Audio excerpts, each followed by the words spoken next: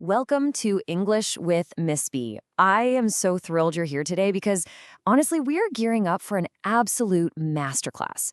Think of this explainer as a forensic, exam-crushing literary autopsy of Ezra Pound's modernist World War I masterpiece. We're going to lip this text apart, examine all the pieces, and give you exactly what you need to totally ace your grade 12 literary essay. Let's get into it. But first, I want you to just sit with a question for a second. What if everything you were ever told about heroism, about glory, about bravely fighting for your country was a complete and utter lie? Because that is the provocative hook that Pound uses to grab us. For your exam, you really need to understand that this poem isn't just some sad, quiet reflection on war. No, it is a brutal, calculated investigation into how the romantic ideals of warfare were violently and irrevocably shattered by the gruesome reality of the trenches. So grab those notebooks, grade 12s, because here is our roadmap for today. 1. Meet the modernist. 2. Motives, myths, and naivete. 3. A descent into physical hell. 4. The bitter betrayal at home. And 5. Wastage in the damning verdict. Okay, let's dive into section 1. Meet the modernist, Ezra Pound. Let's look at the man behind the pen. Ezra Pound was truly the architect of modernism. He was an American expatriate living in London and kind of a massive cultural bridge who championed heavyweights like James Joyce and Robert Frost. But the absolutely crucial context you need to write down is that witnessing World War I completely shattered his worldview. After that, he shifted his focus away from pure art and became intensely obsessed with societal decay, history, and economics. This made him an incredibly influential, yet deeply, deeply controversial figure. I mean, he eventually sided with Mussolini and even ended up in a U.S. prison camp. Now, what's really fascinating here is the origin of our text. These Fought in Any Case actually isn't a standalone poem. It's more like an extracted organ, sections 4 and 5, ripped straight from a much larger, critically acclaimed masterwork called Hugh Selwyn Mauberley. And here is a fantastic point for your essays. Mauberley is a fictitious persona. By using this character as the speaker, Pound essentially creates a layer of distance. It gives him the total freedom to launch absolutely brutal, unfiltered critiques on society without officially speaking in the first person. Moving right along to section 2, motives, myths, and naivete. Let's step into the crime scene itself and examine the specific matrix of reasons why these young men enthusiastically marched off to their own doom. Notice how Pound sets this up right out of the gate. In the very first line, he refers to the soldiers collectively as simply these. Boom, he instantly strips them of their individuality. They aren't heroes anymore, they're just a statistic. And look at the motives he lists. Some fought for pro domo, which is Latin for self-interest, or defending their own home. Others fought from a fear of censure. To put that into terms we completely understand today, that's basically intense peer pressure, or even cancel culture.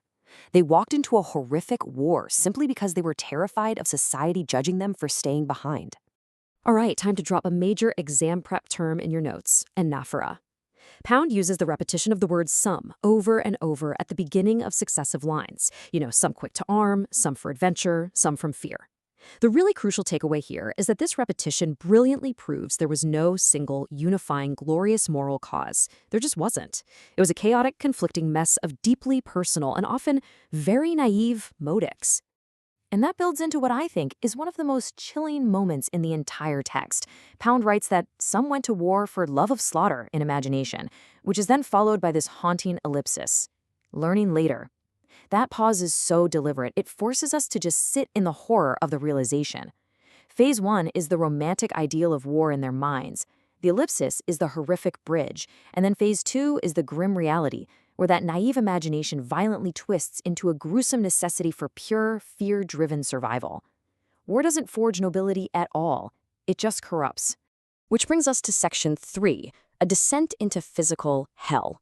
From those shattered mental ideals, the poem radically shifts gears to expose the actual, gruesome battlefield reality. Examiners absolutely love it when you point out this great contrast, the old lie versus the new reality. The old lie comes from the poet Horace around 23 BCE. Dulce et decorum est, pro patria mori. It is sweet and fitting to die for one's country. It's the ultimate classical ideal. But Pound ironically weaponizes this exact Latin phrase against itself. He throws a harsh, blunt non right in front of it. non-dulce, non-et decor. He is ruthlessly declaring to his modern audience that this war is not sweet and it is not fitting. The glory is officially dead. I really want you to isolate this killer quote. Write it down, highlight it, memorize it. They walked eye deep in hell. Pound isn't using fluffy, elevated metaphors here. This is direct, unromanticized, all-encompassing physical imagery. The hell isn't some abstract concept. It is the literal suffocating mud and blood of the trenches, and they are submerged in it right up to their eyeballs. So, who is to blame for sending them into this eye-deep hell? Well, they were believing in old men's lies. That right there is the target of the Steekers' blinding rage. It's the politicians and the military leaders who are sitting completely safe and comfortable back home. They manufactured the war, they peddled the heroic lies to the youth, and they sent an entire generation to drown in the trench mud while they risked absolutely nothing themselves.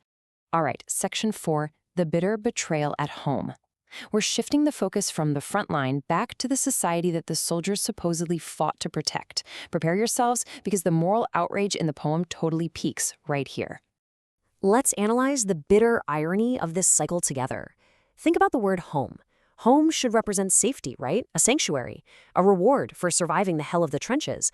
But Pound repeats the word to completely shatter that illusion. They came home, home to a lie, home to many deceits. The haven is entirely false.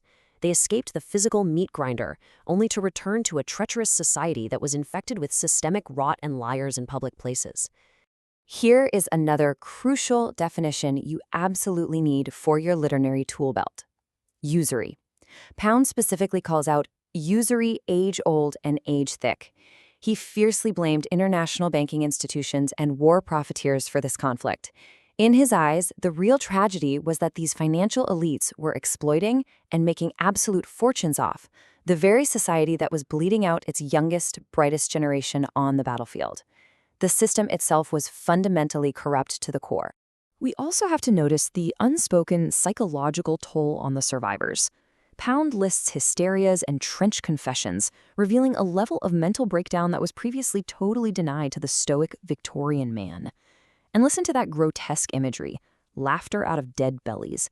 This is essentially the original dark trauma meme. It's gallows humor. It represents the physical survival of soldiers who have become so emotionally numb and psychologically destroyed that they are practically dead inside. Okay, let's head into our final section, Section 5, Wastage and the Damning Verdict. This is where we synthesize Pound's ultimate, unsparing conclusion about the true cost of this war. Notice this stark parallel Pound draws. He acknowledges the immense human potential that was sacrificed. The young blood, the fair cheeks, the fine bodies. It's this beautiful, vivid image of youth and health from every social class. But then he instantly crushes that beauty against the historical void of reality, declaring it wastage as never before. The massive scale of their fortitude was matched only by the absolute staggering meaninglessness of their sacrifice. If you want a quote that perfectly proves Pound's cynical, critical tone, highlight this one. The soldiers died for an old bitch gone in the teeth. It is such a violently anti-romantic metaphor.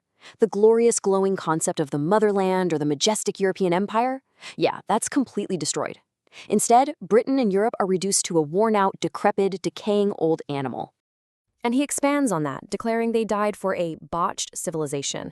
Grade 12s, definitely write this down as Pound's final damning moral judgment. European society wasn't broken by the war. It was already fundamentally broken, corrupt, and decaying long before the very first shot was fired. And because the civilization was already botched, the millions of lives sacrificed in the attempt to save it were rendered utterly, tragically pointless. Instruct your pens to write down this next device right now: metonymy. Notice the literal fragmenting of the human face here. Pound reduces the living, breathing soldiers to mere isolated body parts, a good mouth, quick eyes. They lose their full humanity, and tragically, those quick or living eyes are violently shoved beneath Earth's lid, which is a brutal, haunting metaphor for the grave.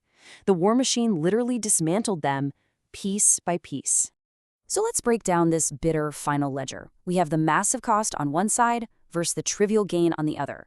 Pound contrasts the myriad, the millions of the absolute best dead against what they supposedly saved in return: 2 gross of broken statues and a few thousand battered books. It's a shockingly trivial amount of cultural artifacts. It's dismissive, It's bitter, and it definitively proves his point that the transactional cost of the war was an unforgivable historical crime. To wrap up our explainer today, make sure you've got these 3 core exam takeaways down. 1, the death of the romantic ideal and the old lie. 2, the corruption of the institutions that sent them to die. And 3, the tragedy of absolute wastage. Ezra Pound forces us to look unblinkingly at the ruins. So I want to leave you with one final provocative question to think about.